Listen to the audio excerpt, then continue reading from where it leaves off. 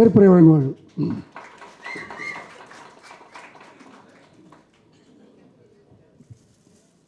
இங்கே கூடியிருக்கும் என் குடும்பத்தை சேர்ந்தவர்களே, மேடையில் இந்த விழாவினை சிறப்பிக்க மட்டுமல்ல தலைமை பொறுப்பினை ஏற்று வந்திருக்கும் என்னுடைய அன்பு சகோதரர் பெப்சியின் ஒப்பற்ற தலைவராக இருக்கக்கூடிய சகோதரர் செல்வமணி அவர்களே, மேலும் அண்ணன் செயலாளராக இருக்கக்கூடிய என்னுடைய அன்பு அண்ணன் சாமிநாதன் அவர்களே, மேலும் பொருளாளராக இருக்கக்கூடிய சகோதரர் செந்தில் அவர்களே, மேலும் இங்கே வந்திருக்கும் என்னுடைய அன்பு சகோதரர் இயக்குனர் அவர்களுக்கும், அன்பு சகோதரர் இசையமைப்பாளர்களுக்கும் தீனாவுக்கும் என்னுடைய வணக்கங்களை கூறி, எங்களுடைய வழக்கறிஞர் அன்பு சகோதரர் மணிகண்டன் அவர்களுக்கும் இந்த தேர்தலை நடத்தி கொடுத்த ஐயா நீதியரசர் கருப்பையா அவர்கள் தலைமையில் நின்று அற்புதமாக நடத்தி கொடுத்த என்னுடைய அன்பு சகோதரர் சுந்தர் அவர்களுக்கும்,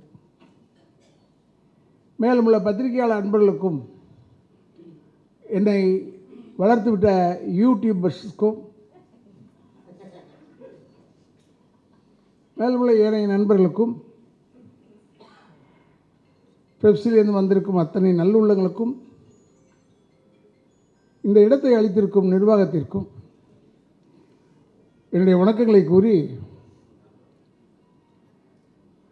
இப்போ சாமிநாதன் சொன்னார், நான் 10 ஆண்டு காலமாக சாந்தகுமார் நினச்சிக்கிட்டு இருந்தேன்னு.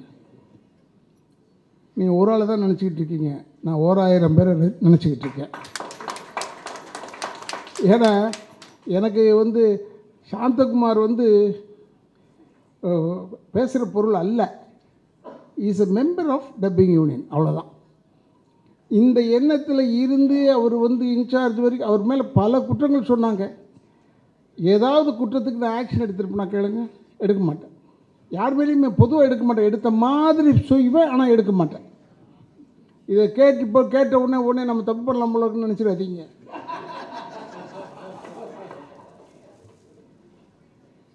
ஏன்னா சாந்தகுமாருக்கு எப்பயுமே எல்லோரும் சொன்னாங்க, நான் சொன்னேன் அவனை, டேய் வாடா வரியா இல்லையாடா, அப்பவும் ஒரு நோட்டம் வச்சான். இல்லை எனக்கு இது வேணும், இது வேணும் அது வேணும்லாம் நீ கேட்கக்கூடாது, நாங்கள் பார்த்து தரணும், உனக்கு இது வேணுமா அது வேணுமான்றது நாங்கள் பார்ப்போம், முடிவெடுப்போம். ஏன் நான் சொல்கிறேன்னா, இதெல்லாம் எதுக்கு உங்களுக்கு சொல்கிறேன்னா, தலைமை பொறுப்புன்றது சாதாரணம் இல்லை.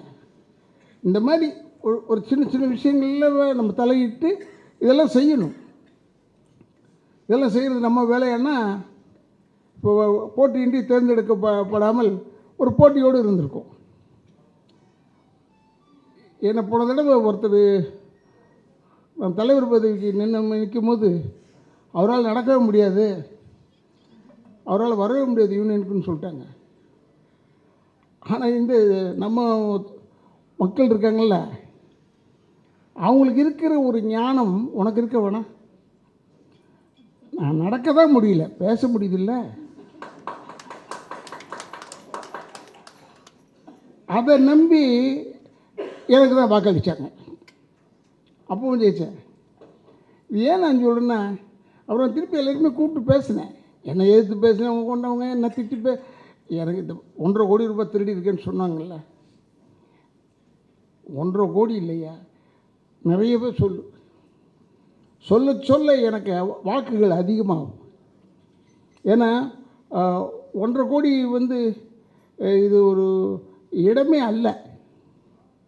அப்படி எதையாவது ஒன்று சொல்லி ஜனங்க மனசை மாற்றிடலான்னு தைரியம் இருந்தால் அவர் நிற்க முடியுமா? நீ தான் நின்று தோத்தி, அப்புறம் எதுக்கு உனக்கு? ஏற்கனவே தோத்துட்டில்ல, அதிகமாக ஓட்டு கிடைக்க போதா? இல்லை. இப்போ நம்ம விலகிறதுனால நமக்கு என்ன இருக்குது லாபம்? நான் எல்லோரையும் அனுசரிக்கணும்னு சொல்லி தான் நானே ஃபோன் பண்ணேன். எதிரியாக நினைத்து கொண்டு இருக்கும் ஒரு சகோதரருக்கு என் பீரியடில் அவர் எடுக்கவே இல்லை. இருந்தாலும் அவருக்கு நான் பேசினேன், ஃபோனில் பேசினேன். வீட்டுக்கு வாயா பேசலாம், இல்லைன்னா நீ சொல்லு, பொது இடம் சொல்லு, வீட்டுக்கு வரதுக்கு தான் யோசிப்பாங்க. இந்த ஒருத்தர் பேட்டி கூட எடுக்கிறதுக்கு, ஐயோ அவர் யூனியனுக்கு போனால் என்ன அவன் யூனியனுக்கு வந்தால் வாயா வந்து இங்கே இடு. ஏன்னா I am the president of dubbing union, நீ இங்கே தான் வந்து என்ன எடுக்கணும், என் வீட்டில் எடுக்கக்கூடாதுன்னு சொன்னேன். எடுத்தால் எடுக்கிறாங்க, எடுக்கலைன்னா போகிறாங்க, அவ்வளோதான். உங்களை ஏன் நான் சொல்கிறேன்னா, இப்போ கூட போனது இந்த தடவை நான் நிற்கிறதாவே இல்லை. கதிர் சொன்னாப்புல, இல்லைண்ணே 3 வருஷம் ஆக்கிட்டோம். 3 வருஷம் ஆக்கினதுனால அது கூட செல்வமணி சாரை கேட்டு தான் நான் ஆக்கினேன்.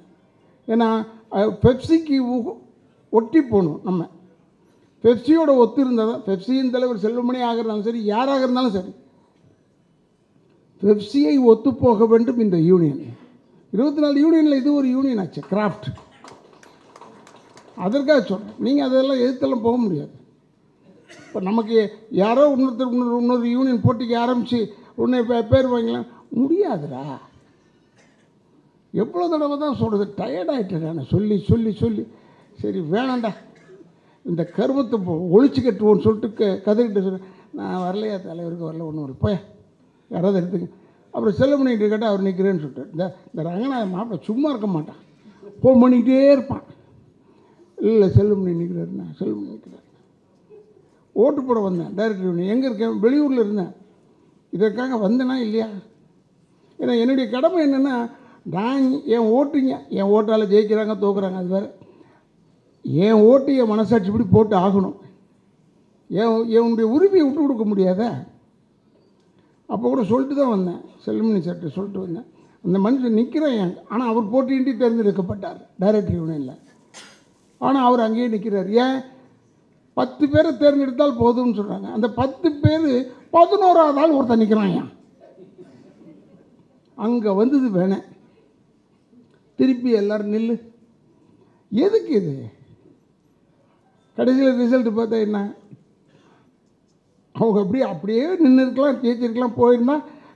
டைரக்டர் யூனியனில் எலெக்ஷன் இல்லை இந்த தடவை, நியாயமாக. அது யாராவது ஒருத்தர், இதை என்ன ஏற்று கூட ஒரு தம்பி நின்னு சொல்ல பாருங்க, அவன் வாங்கின ஓட்டு 32 ஏதோ வாங்கியிருக்கான். எதுக்கு இந்த கருமத்தை போய் நின்றுட்டு 32 ஓட்டு வாங்கினா உனக்கு 32 பேர் தான் ஆதரவுன்னு அர்த்தம். 1500 பேரில் உனக்கு 32 பேர் தான் ஆதரவுன்னு அர்த்தம். ஏன்னா நீ என்ன 450 ஓட்டு வாங்கி நான் 451 வாங்கி ஜெயிச்சிருந்தா நீ நியாயம். நீ சொல்கிறது 32 எங்கே இருக்குது, 800 எங்கடா இருக்கு? சரி, ரொம்ப வருத்தப்படுறேன் நான். அதில் எல்லாம் நல்ல நண்பர்கள் தான் நமக்கு. அவர் சொல்லி சொல்லி பார்த்ததில்ல, செல்வமணி கேட்கவும் மாட்டார். முதல்ல கொஞ்சம் அப்படி இப்படின்னு இருந்தார், எல்லாரையும் அனுசரித்தார். அவர் அனுசரிக்கிறது தப்பு. செல்வமணி நான் போய் சொன்னேன், நான் இல்லைன்னு சொன்னேன்.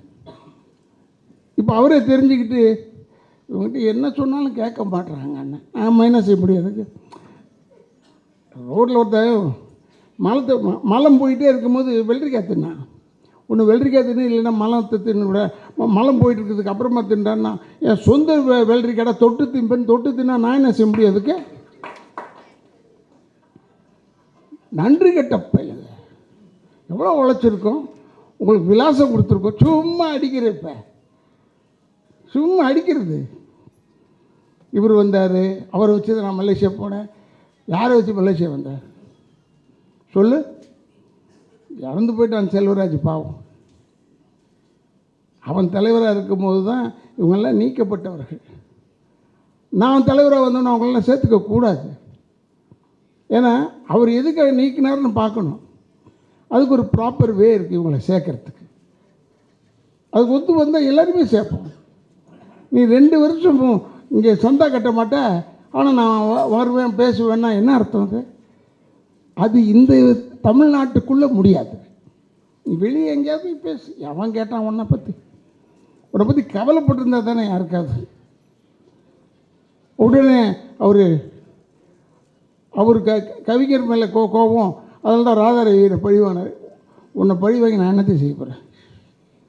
ஏன்னா என்னுடைய லெவலே கிடையாது. நீ என் லெவல் கிடையாது. நீ முதல்ல எனக்கு வீடு வந்து இந்த தெருவில் ஆரம்பித்தா அந்த தெரு வரைக்கும் இருக்குது என் வீடு. அவ்வளோ பெருசு வச்சுருக்கேன். உன்கிட்ட இருக்கா? கிடையாது. எதுக்கு இதை பேசிக்கிட்டு? நான் தற்பெருமைக்கெல்லாம் சொல்ல.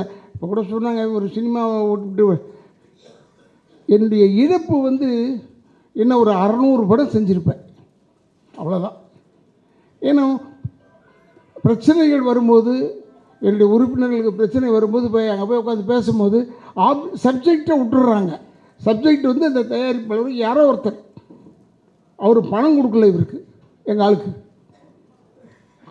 அதை பற்றி பேச போகும்போது சப்ஜெக்டை விட்டுடுறாங்க. இவங்க பணம் கொடுக்கலன்ற சப்ஜெக்டை விட்டுட்டு ஆப்ஜெக்ட் யாரானா ராதாரவி என்னை பிடிக்கிறாங்க. இவனை பிடிச்சா, ஏன்னா இவன் வந்து ஹீரோ கிடையாது. அடியே, ஹீரோலாம் பிறப்பதில்லை, உருவாக்கப்படுகிறார்கள், ஞாபகம் வச்சுக்க. ஆனால் இந்த பேர் புகழோடு இருக்கிறது நம்முடைய உழைப்பில் தான் இருக்கிறதே தவிர சும்மா வந்து சுயம்பா வந்து யாராவது வந்து இவர் ராதாரவி பெரிய ஆளுப்பான்னு சொல்கிறது அல்ல. ஏன் நான் சொல்கிறேன்னா, நான் தென்னிந்திய நடிகர் சங்கத்தில் தலைவராக இருக்கும்போது கூட ஆர்எஸ் மனோகர் சார் எனக்கு செயலாளர். அவருடைய எக்ஸ்பீரியன்ஸ்னா நான் என்ன, வி கோபாலகிருஷ்ணன் என்னுடைய செயலாளராக இருந்தார், நான் தான் தலைவர். நான் அதுக்காக எனக்கு வி கோபாலகிருஷ்ணன் செயலாளரான அப்படி சொல்ல முடியாது. அவங்க எக்ஸ்பீரியன்ஸ் என்ன, அவங்களாம் குவிந்து கிடக்கும் விஷயங்கள், நாங்கள் சும்மா கொட்டி கிடக்கிறவன். நான் அவங்க பெரிய கோபுரமாக இருக்கக்கூடியவர்கள். கூட சொன்னாங்க நல்ல பேர் கிடைக்கணும்னு. நல்ல பேர்லாம் கிடைக்காது, நல்ல பேர்லாம் கஷ்டம். நல்ல பேருன்றது கடவுள்கிட்ட போய் ஒருத்தன் கேட்டான், என்ன வேணும் கேட்டார், எனக்கு நல்ல பேர் வேணும்னு. அடாங்க எனக்கே கிடைக்கல, அது இன்னும் உனக்கு எப்படி கிடைக்கும்னு கடவுள் சொன்னான். அந்த மாதிரி தான் இது கிடைக்காது, நல்ல பேர்லாம் கிடைக்காது. நல்ல பேர் கிடைக்கணுன்றதுக்கெல்லாம் ஒர்க் பண்ணக்கூடாது. I am the president, what is my rule, what is my saying, என்னுடைய என்ன எங்கே என் குரல் ஒலிக்குமோ அங்கே ஒலிச்சு தான். இப்போ பெப்சிக்கு ஏன் வரேன்னா, இந்த தொழிலாளர் இல்லைன்னா இந்த சினிமாவே இல்லைடா. இந்த தொழிலாளர்கள் 24 கிராஃப்ட் இல்லைன்னா இந்த சினிமா கிடையாது. இது தெரிஞ்சதுனால தான் 2 ஆக்கணும்னு பார்த்தாங்க. 2 ஆக்கிறதுல என்ன பிரச்சனை இருக்குது? உங்களுக்கு தான் பிரச்சனை. எது 2 ஆனாலும் உங்களுக்கு தான் பிரச்சனை, புரியுதா? எது 2 ஆகட்டும் பிரச்சனை.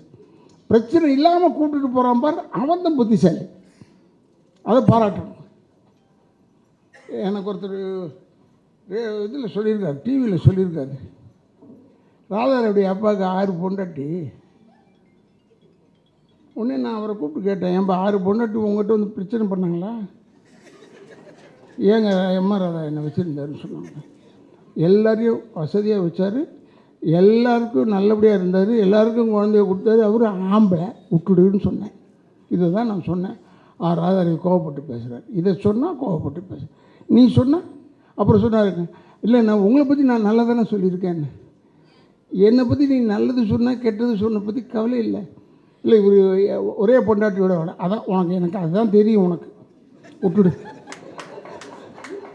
ஏன்னா நான் நம்ம அட்ரஸ் போட்டுட்டு வாழ்கிறோம்னு நினைக்கிறாங்க.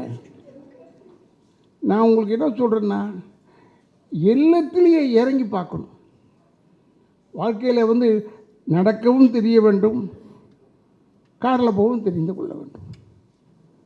ஏன் நான் சொல்கிறேன்னா, நான் வந்து when I went to new Orleans, USA போனேன் எங்கள் அக்கா வீட்டுக்கு. அங்கேருந்து நான் நியூயார்க் போனேன், நியூ ஜெர்சிக்கு. அக்கா பையன் அங்கே இருக்கான், அவனை பார்க்கறதுக்கு போகிறேன். இந்த ஃப்ளைட்டில் ஏறி உட்காந்த உடனே, ஸ்ட்ரெயிட் ஃப்ளைட் 7 hours, என் பக்கத்தில் உட்காந்துருந்த அமெரிக்கன் தான், அமெரிக்கன்.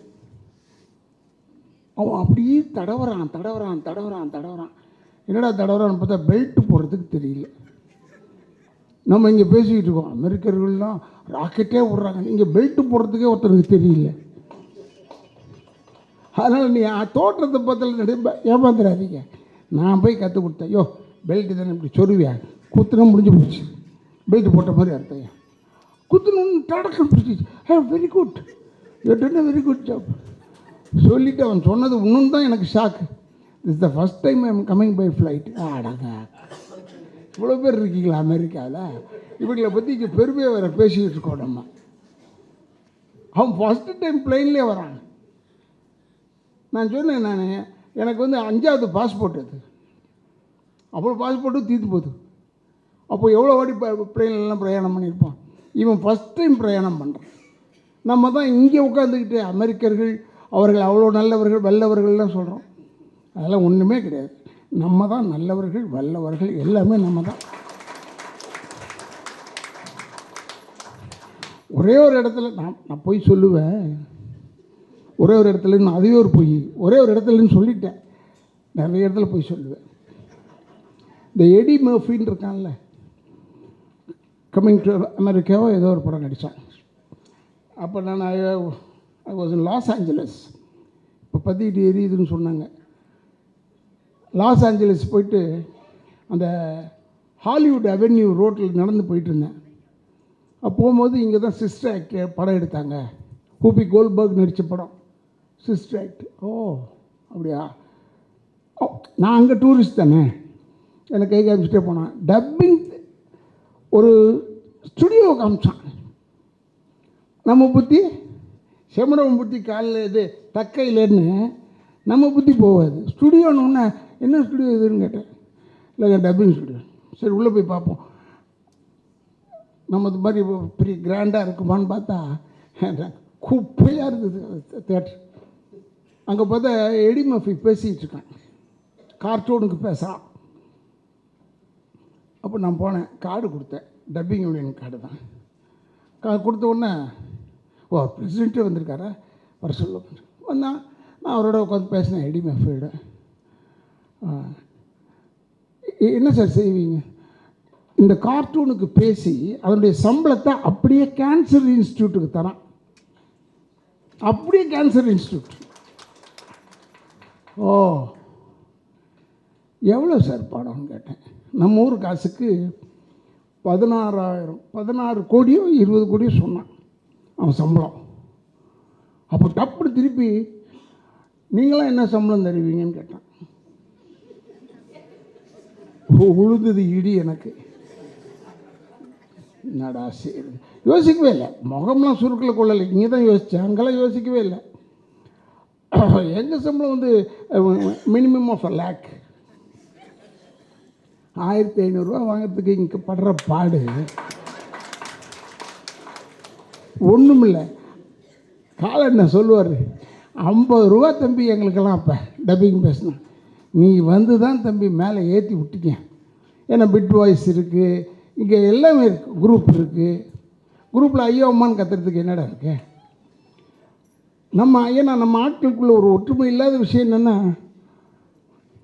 முன்னாடி நின்று அவர் டைரக்டர் யூனியன் தலைவர் தான், அவருக்கே சொல்கிறேன், இந்த டைரக்டர்ஸ் படுற பாடு இருக்குது, நம்ம படுத்துகிற பாடு இருக்கு. நான் அதுக்கு தான் வரதே இல்லை, தேட்டருக்கெலாம் வரதில்லை.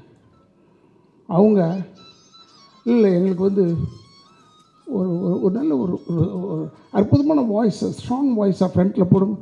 ஃப்ரண்ட்டுன்னு சொல்ல மாட்டாங்க, ஸ்ட்ராங் வாய்ஸாக போடுங்க. யோ எந்த வாய்ஸில் குரூப் தானே, 50 பேர் கத்துற இடத்துல என்னத்தை கேட்க போகுது இது அப்படி சொன்னால், இல்லை இருந்தால் கூட இவங்க எதையோ செலக்ட் பண்ணி வச்சுருப்பாங்க போல இருக்கு, வாய்ஸா இல்லை எதுன்னு தெரியாது எனக்கு. அதனால் கர்மத்தை சரி ஏதோ ஒன்று செஞ்சுட்டு போங்க. ஏன் நான் சொல்கிறேன்னா, தயவுசெய்து சொல்கிறேன், அவங்கவுங்க வேலையை பார்க்க சொல்லுங்கள். Director must direct a film in a nice way. அதை நான் பாராட்டுறேன். இப்போ நம்ம ப்ரொடக்ஷன் அசிஸ்டன்ஸ் இருக்காங்க, ஒரு தப்பு சொல்லுங்கள், எப்படி திட்டுறோம். காஃபி போய் உட்காராமல் அந்த குண்டி செட்டில் ஆகிறதுக்கு முன்னாடியே காஃபி கூட வீட்டில் கத்த முடியுமா? இப்படி கத்துற அன்றைக்கு பிடிச்ச கதை. இங்கே வந்து நம்ம மனைவியை விட அதிகமாக நம்மளை நேசிக்கிறாங்க. மனைவி விட அதிகமாக என்னை தொட்டது வந்து என் மேக்கப் மேனும் என் காஸ்டியூமர் தான் என்னை அதிகமாக தொட்டிருக்காங்க. எனக்கு தெரிஞ்சது தெரியாமல் சினிமாவில் வந்துட்டேனே, அதுக்காக சொல்கிறேன். அதனால் I respect this line, that is different.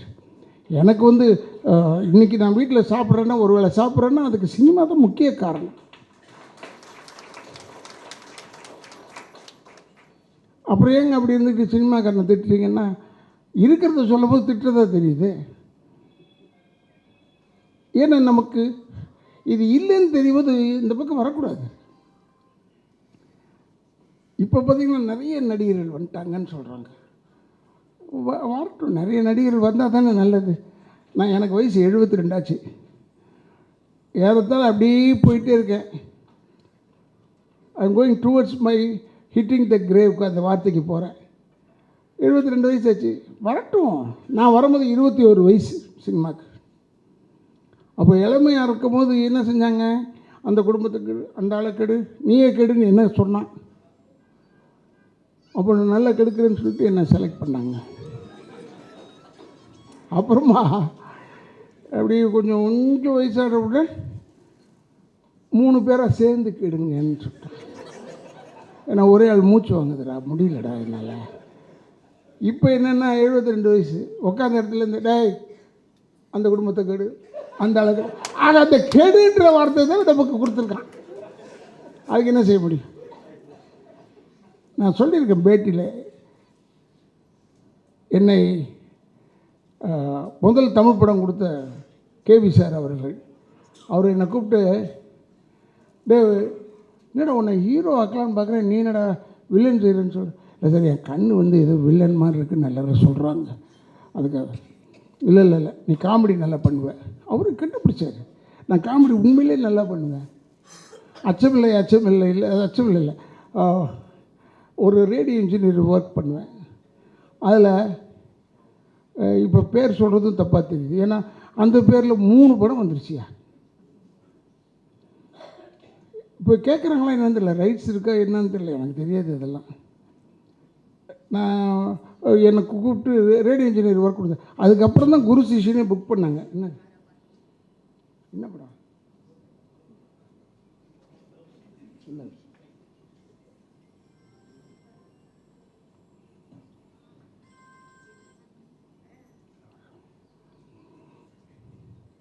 நான் உங்களுக்கெல்லாம் எதுக்காக சொல்கிறேன்னா, எல்லோரும் ஒற்றுமையாக இருக்கு. ஏன்னா இருக்கிற நாள் ரொம்ப சொல்ப நாள், இதில் ஒன்றும் ரொம்ப வருஷம்லாம் இருக்க முடியாது. நான் 42வது ஆண்டு யூனியனில் கனெக்டடாக இருக்கேன்.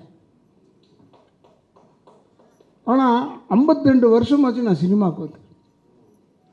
எல்லோரும் விழாவை இங்கே கொண்டாடுறதை விட்டுவிட்டு மலேசியாவில் கொண்டாடுறான் என்னை கூப்பிட்டு. இல்லை கடல் கடந்து செய்கிறான், என்னடா உங்களுக்கு ஏன்? சரி ரைட். ஏன்னா இங்கே அரசியல் பிரச்சனை இருக்குது, பெரும் பிரச்சனை இருக்குது. நான் என்ன செய்ய முடியும்? அது இருந்து தான் ஆகணும். இன்னும் நாகேஷாருக்கே இந்த பத்மா அவார்டே கிடையாது. எவ்வளோ பெரிய காமெடி, சால்வர்ட் காமெடி. அவருக்கு பத்மா அவார்டு கிடையாது. அதை நினச்சிக்கிட்டு நானே திருப்திப்பட்டுக்க வேண்டியதாக இருக்குது. அவருக்கே கிடைக்கல, அப்படி நமக்கு என்ன பட அப்படின்னு நினச்சிக்க வேண்டியதாக இருக்குது. எங்கள் அப்பாக்கெல்லாம் எதுவுமே கிடைக்கல. சும்மா எங்கள் அப்பாவை இங்கே சொல்லிகிட்டு இருக்கோம், பிரமாதமான நடிகர் அது இதுன்னு. ஒரு அவார்டு வாங்கினதில்லை அவர். ஒரே ஒரு தடவை பாவம் மன்னிப்பில் அவரை செலக்ட் பண்ணாங்க, சிறந்த குணச்சித்திர நடிகரை எதுக்கோ செலக்ட் பண்ணாங்க. அப்போ இவர் கேட்டார், எங்கடா வச்சு கொடுக்க போகிறோம்? ஜனாதிபதி.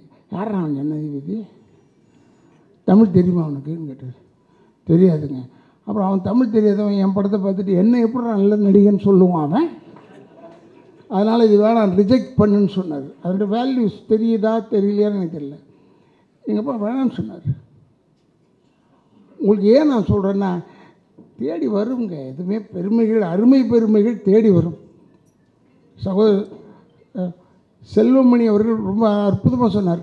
4 படத்தை 5 படமும் எது நான் எடுத்தேன், ஆனால் அதில் சிலது ஓடினது சிலது ஓடாது. உங்கள் படம் எல்லா படமும் ஓடுது. ரீரிலீஸ் கொண்டாந்தீங்க, அப்போ கூட ஓடிச்சா இல்லையா? ஏன்னா you are a dedicated man for cinema.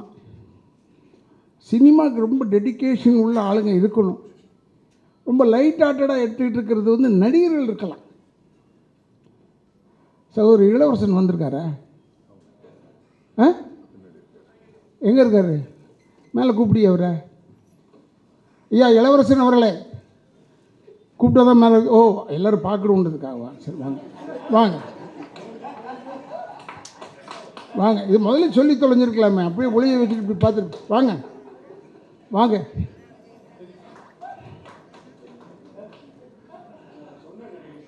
சரி வாங்க வாங்க வாங்க, வந்ததுக்கப்புறம் எல்லாம் பேசுங்க. யா இங்கே வாங்க.